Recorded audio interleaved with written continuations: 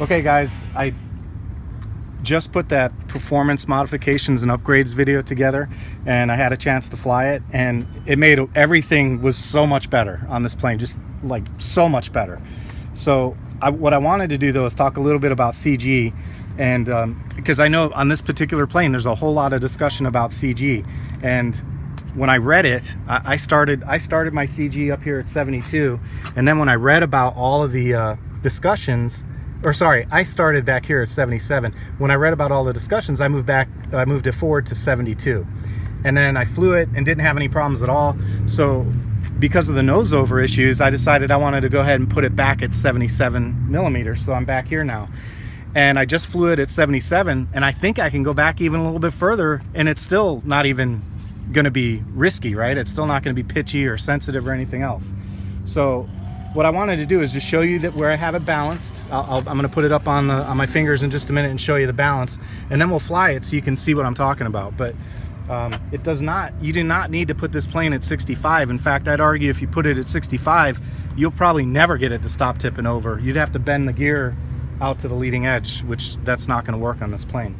Okay, so I've got my battery in it, and remember I'm using the 4-cell Zippy Compact 25C packs in this plane, and here's my balance point right there at 70. It's like 78 is what it actually measures out to. So I'll put it there, and then we'll balance it, and see, it's perfectly flat at that spot. So I'm about 77, 78 millimeters on the center of gravity. Whoops, I can put the gear up too. Although it doesn't really matter in this plane because the gear is in line. So there, same balance point, which is really nice, by the way. A lot of Dynam planes, when you put the gear up, it changes their CG. Okay, so now I'm going to put it on the ground and take off and show you that there really is no problem flying this thing at 78 millimeters.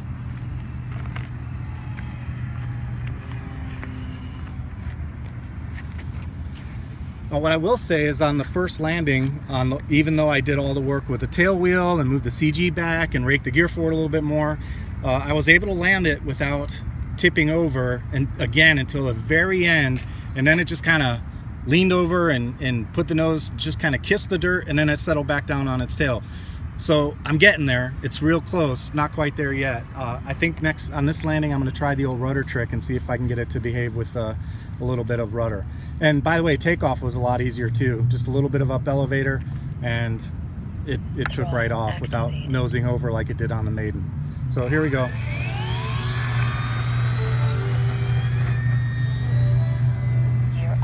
All right, there's the gear. Now I'm just gonna fly around for a little while, and we'll come back for the, oh, let me show you what I mean about CG. That's straight and level, and I'll just do a couple of turns and climb a little bit and descend a little bit. See, that's not pitchy at all. It's flying flat and easy, just like all the other Dynam birds. It's just not pitchy. Okay, so we'll shut down and come back for the landing. All right guys, so I've been just out flying around, and I said in the last video I was gonna rag it. I'll tell you what, 4S makes all the difference in the world on this plane. I just can't tell you how much better this plane is on 4S and 3S. And it's not that I'm trying to, I mean, Richard here, he's got a slow stick that really NASA should be investigating. It's like a rocket. It's not quite like that. It's not like this is an unlimited vertical 3D plane or anything, but it just feels like a warbird should feel. You know, it moves out. When you do a roll, it's not, look at that roll. I mean, it doesn't, you know, settle in and fall to the ground.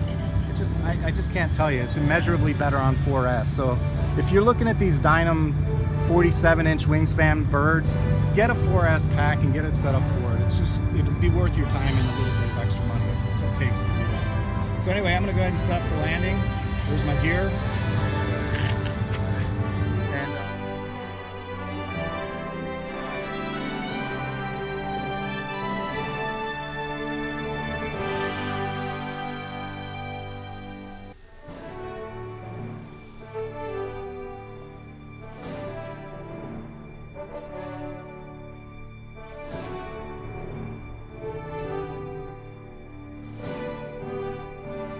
Hopefully we can avoid a nose over. I'm still working on it, and I got to remember rudder. So if you can see me, Richard, at the end, not hitting the rudder.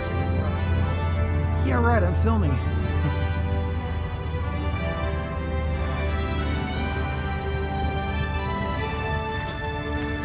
Rudder. Rudder. Ah! Oh, and it didn't settle back down. See what I mean? I'm still gonna push the CG back. That's how I'm gonna cure it. And that landing was smooth. That wasn't like it was a bouncer, greaser, or anything. It was a smooth landing. But that's what they do. So I'm gonna move the CG back again. I'm gonna move back another 2 or 3 millimeters, and hopefully we'll get that problem worked out.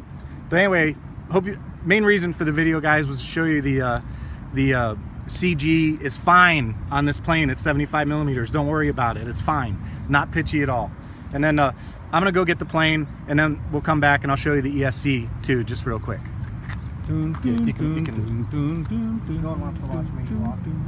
Sneak peek. All right, guys, so I just took the lid off, and I'm just showing you. There's the ESC. Got my finger on it, holding it there, no problem. It's very cool with the 50 amp ESC made all the difference too. The 30 amp, again, you know, Dynam. I wish they'd watch these videos and see what people say about their stuff and make the changes that are required. But this setup, the only thing left to work out on this plane right now is that tip over right at the end. Just got to work that out, and this thing will be pretty good. I'll be very happy with it at that point.